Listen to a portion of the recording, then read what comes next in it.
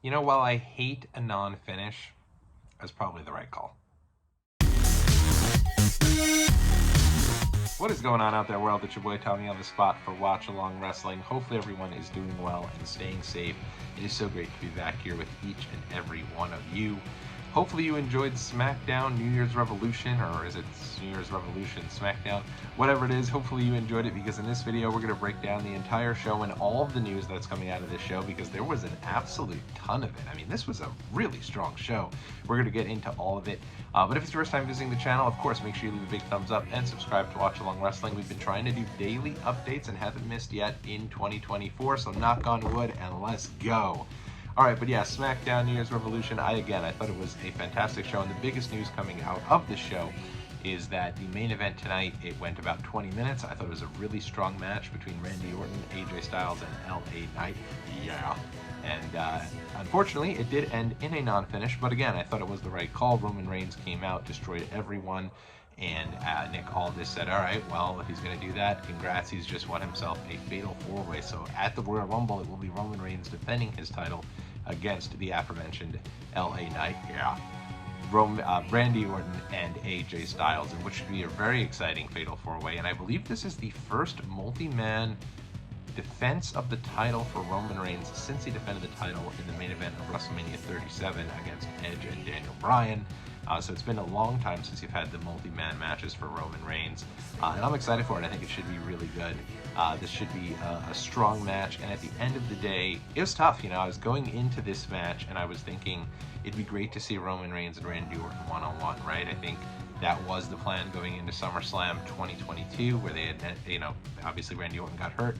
They had to pivot to Roman Reigns and Brock Lesnar in a last man standing match that ended up exceeding all expectations.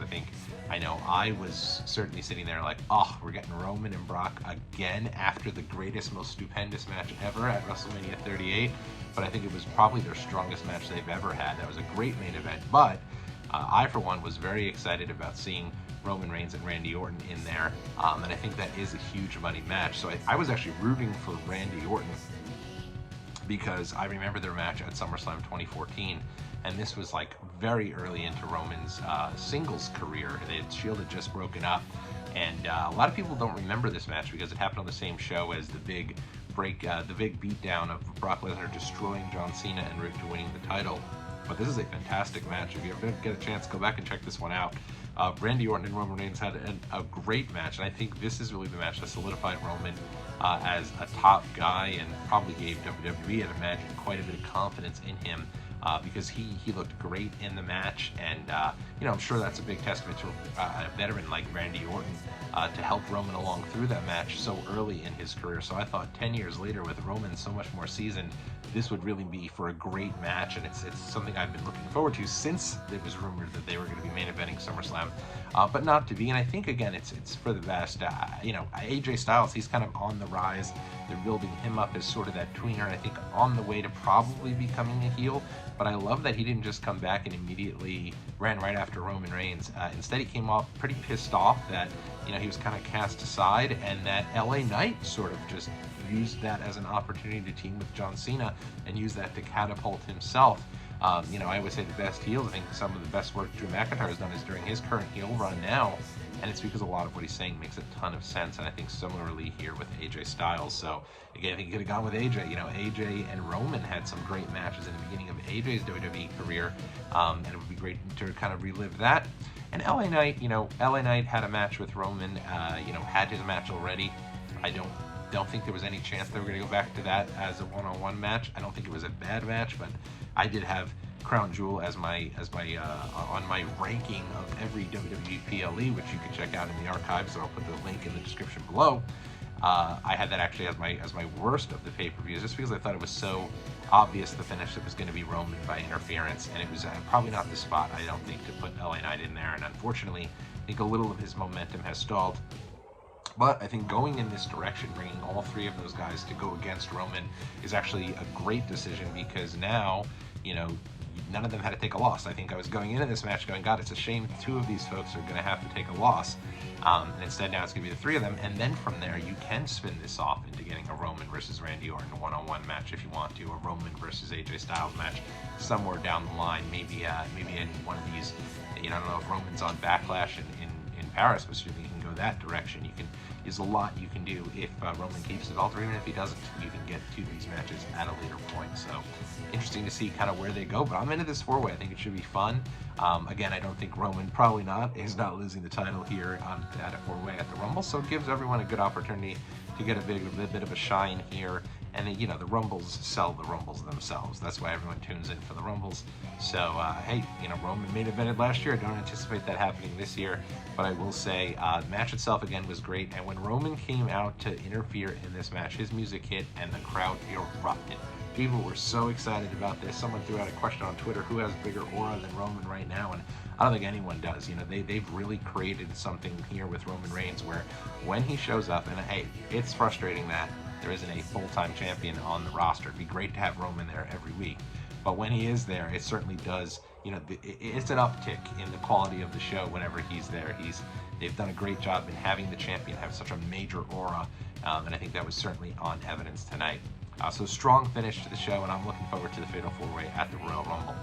Moving right along, let me kind of break down this show in order here. Show started off with a really strong match between Kevin Owens and Santos Escobar. I always want to say it like Carlito. I don't think I can do it justice, but Santos Escobar. Again, can't do it justice. But I thought those guys, they had a solid 16-minute plus match. They really have done a good job here with these PLE specials. I don't know if they're PLEs or not PLEs because they're really still television specials, but the New Year's Revolution and Day One both, they did a great job in building these up and making them feel special, making them feel a little bit higher than what you would typically get on a normal Raw or SmackDown. And this match here, getting over 16 minutes for the U.S. title tournament. They did a great job with this tournament.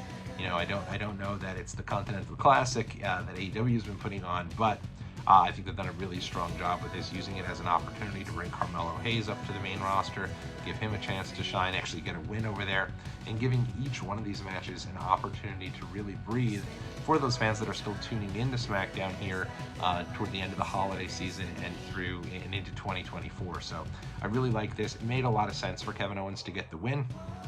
Obviously, Kevin Owens has kind of been going through his deal where he doesn't like anybody who's obnoxious. All these people he wants to beat up are the people who get on his nerves, and who better to get on someone's nerves than the Maverick, Logan Paul, who was on the show, sort of joined for commentary, though I don't know if he even said that much. He was there, but he kind of just did his own thing, kind of just kept smiling obnoxiously like only Logan Paul can do.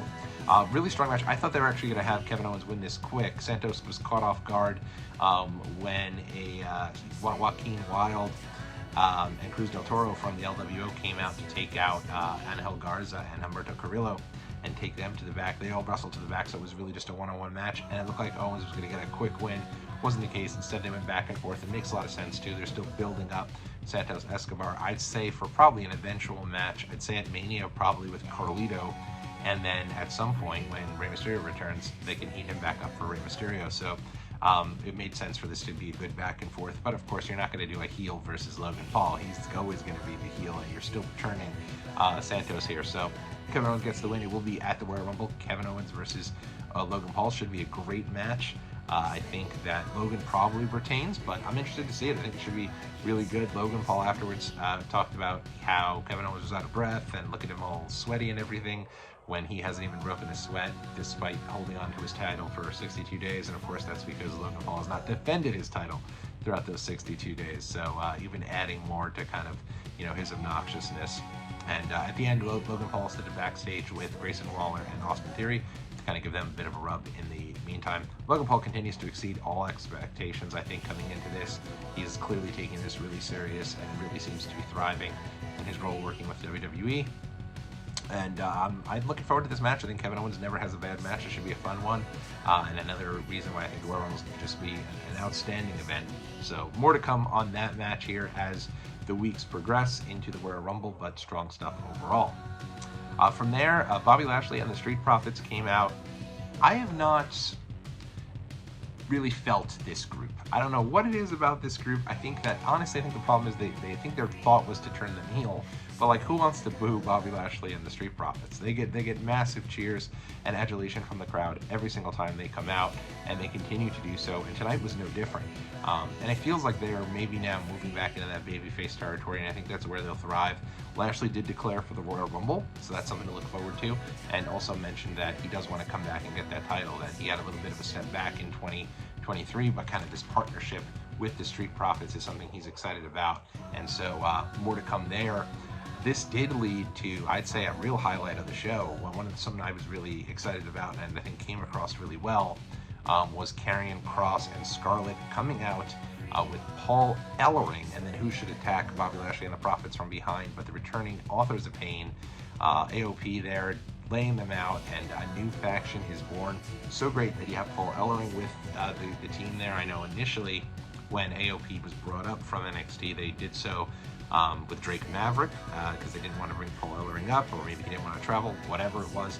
I think they really took a lot out of their act because he did such a great job with them down in NXT. So now to see them be brought up to the main roster with Paul Ellering, and let's face it, I think this gives Karrion Kross something to do as well. They haven't really been, he shows up, he's giving a warning to Roman Reigns when he returns to WWE, and there's really not much follow-up there with him.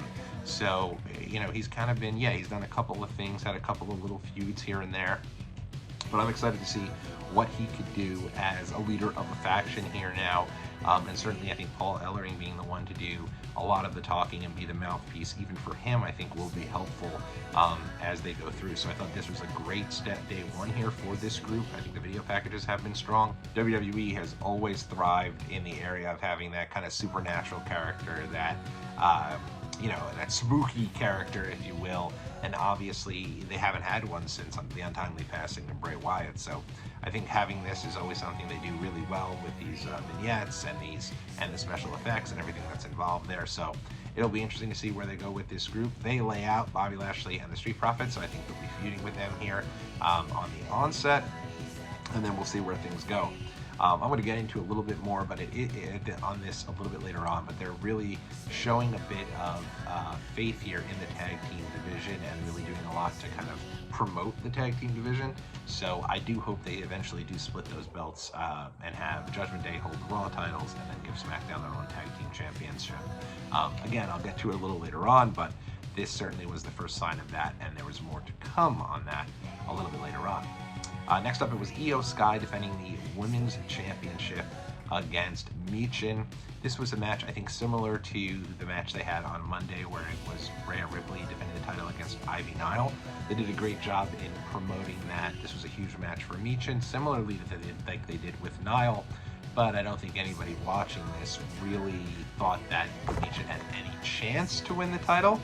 But I will say this.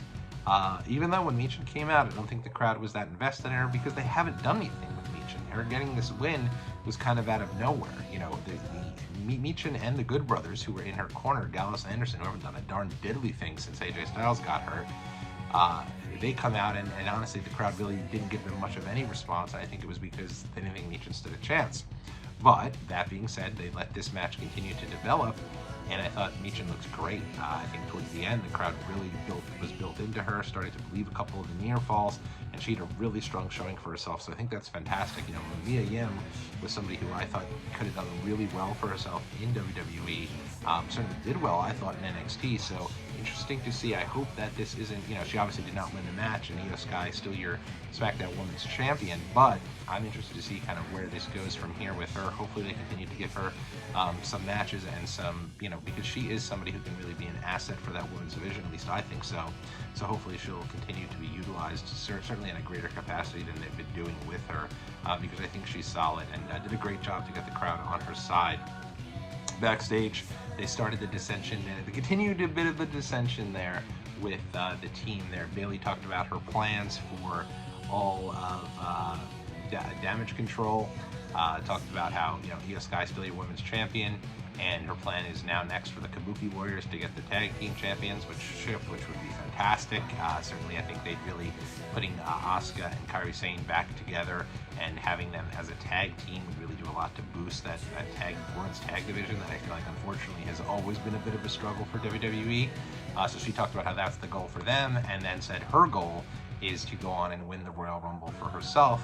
Actually, Dakota Kai even backed her up on this and said that was the goal, so that she can go over to Raw and win the Raw Women's Championship over Rhea Ripley. So that's a fun little wrinkle there with Bayley now. Will she win the Royal Rumble? And if she does win the Rumble, will she actually choose Io Sky to take on at WrestleMania, which I think makes the most sense, since Damage Control's kind of treating Bayley not the best here. This was interrupted by Bianca Belair, who said that she was going to be the person to win the Royal Rumble because she also declared for it. So they're continuing to build the Rumble a bit there, and it will be next week, Bayley versus Bianca, where Damage Control kind of gave a warning to Bayley that, hey, you better take care of Bianca Belair. So more to come there, and that'll be a fun deal to really kind of monitor. But I hope this does lead to Bayley being the person to win the Royal Rumble and hopefully go on to take on Io Sky. I think Bayley deserves the spot, and I'd love that. It'd be awesome. So certainly more to come there, but next week it will be Bayley taking on Bianca Belair in what should be a fantastic match and a great main event for SmackDown. Next up on the show, I'm telling you, there was nothing on this show that was bad. You had Pretty Deadly taking on the team of Butch and a mystery partner. I thought the mystery partner would be Sheamus. I was glad to be wrong, and I like Sheamus. Big Sheamus guy. Would have been great to see him come back. Hope he's okay. Hope he's on the mend. Maybe he's a surprise entrant in the Rumble.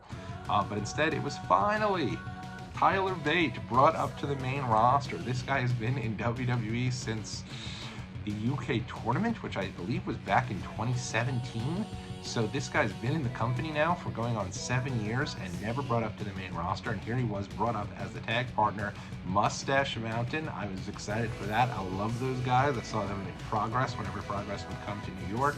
I actually got a photo with them and Trent Seven. With Trent Seven or without him, it was so great to see Tyler Bate be brought up to the main roster. And even though he's been there 7 years, the guy is 26 years old. Remember, he came up, won that first UK championship at just 19 years old, so still just a baby. I mean, 26, my God, he's so young. And Butch himself, Pete Dunne, only 30, so these guys are both still young. And, they came out, and I'll be perfectly honest, I don't think, I probably would in the crowd screaming, and you would have heard me, because there wasn't too many people doing the old Mustache Mountain. The crowd actually was pretty silent for him, but throughout the match, the crowd was solidly behind them. I'll tell you right now, these guys are going to get over. These guys are fantastic. If WWE gives them a match every single week, the crowd's going to love them and eat them up. I really hope, this is one of the reasons why I also really hope that SmackDown gets their own tag championship. I think that they can really be the tag champions if they were to start off and have them win a tournament for the first SmackDown championship, similarly to how they did. I know these guys didn't win the tournament, but they remind me a lot of American Alpha, a team that just got over because they were so great in the ring that eventually when they were given the tag titles on SmackDown, I thought they did a great job in kind of revitalizing that entire SmackDown Tag Team Championship kind of division there. So I'd be really excited to see what happens here with Tyler Bate and with Butch. And again, hopefully they just go to Pete Dunne, because I think that's a much better name. But either way, great to see these guys in the ring together. And again, throughout the entire match, I mean, you have Tyler Bate with his airplane spin deal that he does, and they just have such a unique brand of offense, that British strong style that just isn't being utilized by anyone else right now on the main roster. So you could just hear the crowd. I think throughout the match, they were starting, it was at the beginning, they were like, whatever. And then as it picked up towards the end, they were just into every single piece of offense these guys had. They get the win here over Pretty Deadly, a really strong debut for Tyler Bate. And it was cool that, they used a couple weeks here of build for Pete Dunne to have a mystery partner to bring up Tyler Bate, and these guys are just going to kill it. I hope WWE gives them everything that they need in order to be able to put this on display. I think Triple H will. I think clearly these are guys he absolutely loves. They were kind of the pillars of the UK division for NXT. And so I think Triple H is, under his WWE, I think these guys will get a real great chance to shine. I mean, bring back DIY on SmackDown and have them feud with Pete Dunne and Tyler Bate. That would just be amazing. Like, these guys could have incredible matches on every show if given time to develop. So I was really excited about this. This was probably one of my favorite parts of the entire show, if not my favorite part of the show. I just thought it was great. Just to wrap things up here, the last thing on this show that I think is worth touching on, they had a little backstage promo with Ashanti the Adonis. Now, if you don't remember Ashanti the Adonis, he was a part of Hit Row, and Hit Row disbanded when Top Dollar was released from WWE, but Top Dollar was the only member of Hit Row to be released from WWE this last time around. Ashanti was held on to, and it's going to be, and so was BFAB, but I haven't seen anything with Ashanti since then, so it was interesting to see him show up backstage with Nick Aldis. He immediately said, please, give me some sort of opportunity. I'm here. I'm so hungry. My ribs are showing, he said. And Nick Aldis did say, he's a big fan. And he said he has a couple of ideas that he wants to run by Ashanti that he thinks Ashanti's going to like quite a bit. So more to come, I guess, out of that. That should be fun. And Ashanti's super talented in the ring. I hope that he does get a chance to shine. It's a shame with Hit Row. I think Hit Row was one of the more popular acts. They were really picking up a lot of steam and momentum down in NXT, and then when they were initially brought up to the main roster as well, and then were all unceremoniously dismissed and terminated from WWE, released due to budget cuts. And when that happened, obviously Swerve has been brought over to AEW, and has been, I'd say, a top act over there, if not the highlight of the show every single time he's on there. When he swerves in his I won't even do it. But he's been awesome with Prince Nana. I've loved every time he's been on the show. I think he's a world champion in the waiting for AEW. But I think what happened was when Hit Row came back, they didn't have that leader, that mouthpiece that Swerve did such a great job in with the group. So they didn't really have anybody there to kind of take that ship and keep the momentum going. They never really recovered without him. But I actually like Top Dollar too. Top Dollar's a legit fan. People hate on Top Dollar so much. This guy was like a wrestling podcaster before he got into WWE. The guy's like a legitimate fan. I don't understand why we're not really rallying behind him and want the best for him. But Ashanti's awesome. He's great in the ring. And I'm excited for the future for him. I hope that these ideas do lead to something with him, because he should be utilized there. So, and I love that WWE, I was starting to think, hey, they haven't done anything with Ashanti, and then they show him right there. So good to show that they are trying to find something for everyone. And I thought it was a really strong edition of New Year's Revolution, or Smackdown New Year's Revolution. Really good stuff overall. Let me know what you thought of the show in the comment section below. Are you feeling this four-way? Are you excited? Or were you maybe hoping it was going to be one-on-one Roman Reigns in there with one of the three, either LA Knight, Randy Orton, or AJ Styles? Let me know, and we'll talk real soon here on Watch Along Wrestling. Until next time, everybody, I'll talk to you all in the next video.